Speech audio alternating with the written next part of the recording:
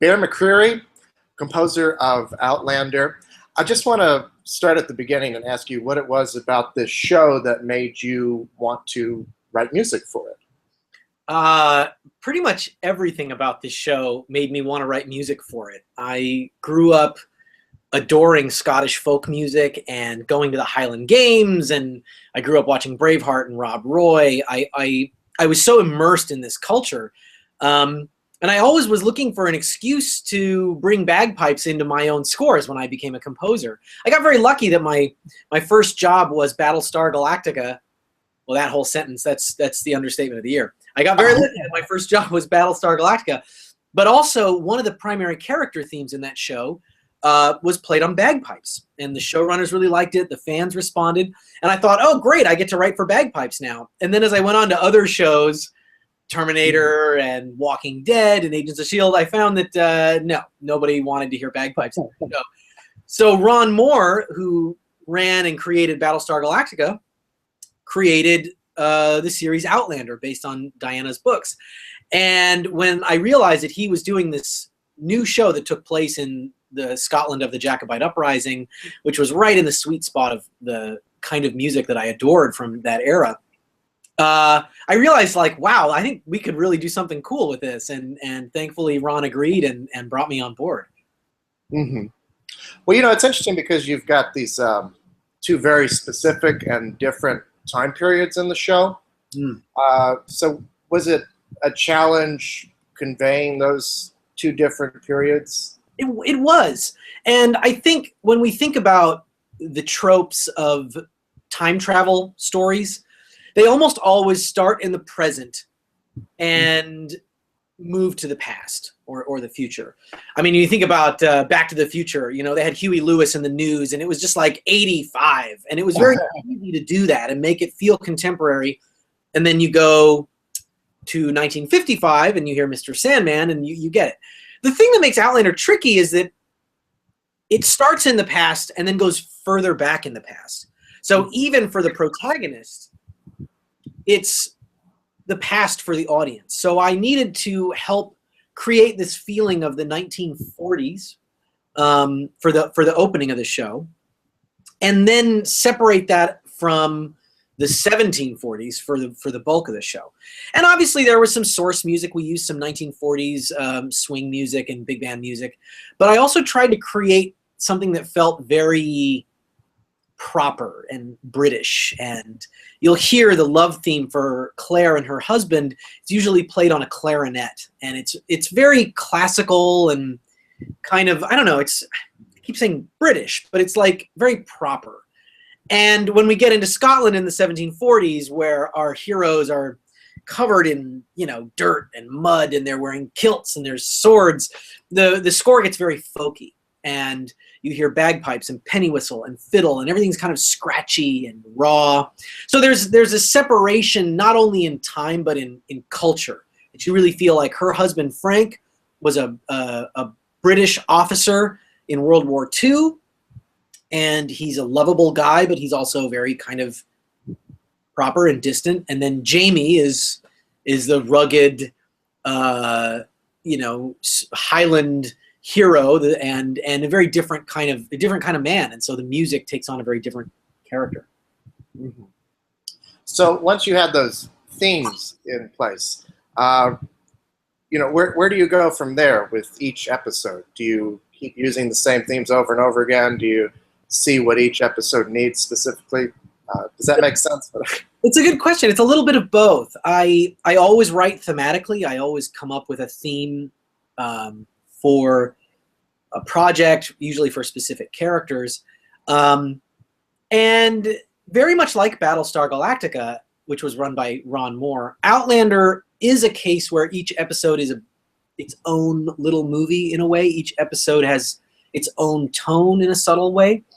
So while I'm definitely drawing from the themes that I wrote, and I'm using Scottish folk tunes as themes sometimes, and I also wrote a very prominent theme for the Jamie and Claire relationship. But I'm also crafting the score for each episode, and some of the episodes get very dark and bleak and kind of atmospheric, and others are very fun and folky and uplifting, and that's what was really so much fun about that first season, is that it really kept me on my toes. Right. It's interesting you said that each episode is like its own little movie, because it is a very cinematic show. Yeah. Kind of, representative of how TV has become more cinematic in general. Can you talk a bit about that and how that affects your job as a composer? Sure. Television, I think over the last 10 to 15 years, but certainly the last 10 years, has undergone a huge shift toward becoming more narratively satisfying, more serialized with long story arcs, and production values have shifted more toward cinematic production values. You see this with the writing and acting and editing. Everybody is coming toward television because you can tell these really satisfying, cool stories. For composers, and especially for myself, it's a really exciting time because I'm getting to score a television show that has a big dramatic arc, and I have an orchestra every week. And I get to create music that sounds very cinematic for scenes that are very cinematic. So it's a really wonderful opportunity. There really was nothing like it when I was growing up. When I was growing up, TV was like Magnum PI and the A-Team, and it's like, that's I was going to say those. And they had cool music, but they were very much the same story week in and week out, and the music was more about selling you the product of the show rather than telling you a specific story. And in the modern era, television has become just much more dramatic, and it makes it an intensely satisfying experience to work on it. Mm-hmm. Can you talk a bit more about your creative partnership with Ronald D. Moore? What does he give you as a creator and executive producer to help you and guide you in your composing of the show?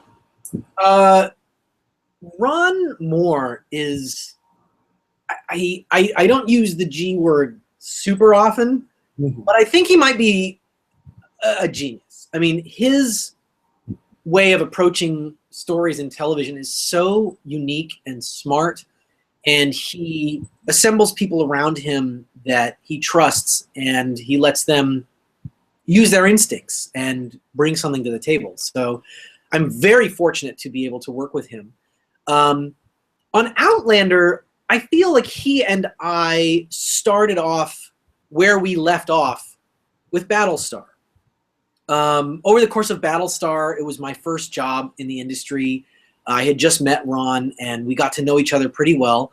And, that was a great partnership. And with Outlander, I felt like coming in, we sort of, our relationship was in that same place where we left off, where he really let me explore a lot of ideas, and he gave me the freedom to try things out.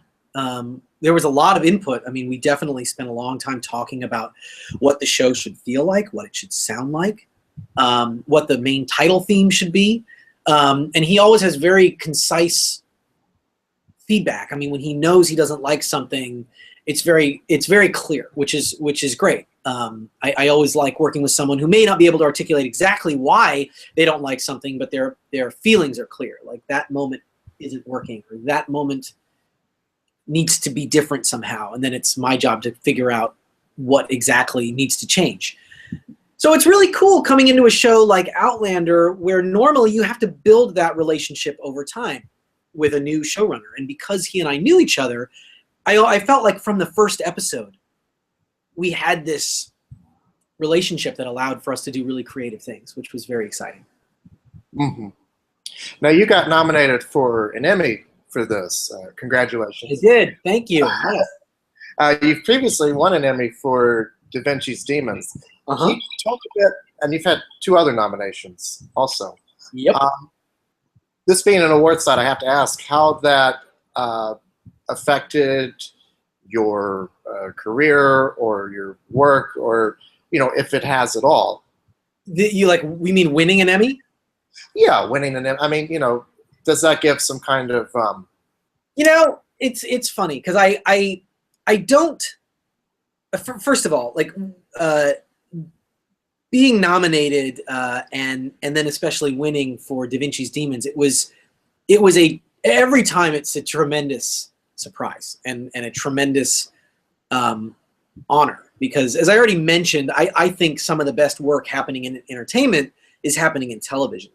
Mm-hmm. And there's so much good work out there that I'm always amazed that anything that I've done would be singled out and listed with the best of the work that was done that year. So I never get over that.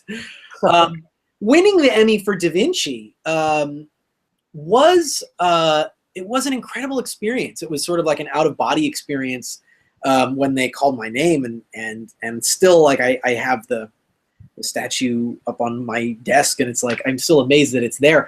But I don't know how it did affect my career. I don't feel like it. I don't feel like it did in that. I mean, I feel like if people were liking the work that I'm doing, or they were responding, or I wrote music that moved them, that winning an Emmy didn't change that. I don't feel like anybody who's called me since I won an Emmy called me because I won an Emmy, but I just feel like for me it means more just the recognition from my peers. And I've thought about it as a thing that like will translate into more work or a different kind of work, just because I always felt like that. My career has always sort of followed this strange path of one amazing lucky break to another and meeting interesting people. And yeah, I don't know. I mean, maybe I'm the wrong person to even ask for that perspective, but yeah, it's been interesting. I know my bio now always says Emmy Award winning composer Bear McCreary, like it's like a knighthood, so that's cool. What is it that excites you after all these scores that you've written? What is it that keeps exciting you about music composition? I have wanted to do music for film and TV my whole life. So first of all, like, just getting to do this at all excites me. Getting out of bed and getting to write music, getting to go record it with live orchestras, getting to find cool specialty players, getting to work with people that are super creative and have visions. I mean, for a show like Outlander or David Goyer on Da Vinci's Demons. But I think specifically, I'm excited by getting to do something new. So having the chance to do a show like The Walking Dead and then jump over to something big and bombastic like Agents of S.H.I.E.L.D. I mean, it's such a huge disparity in terms of tone and genre. That it really does spark my creativity.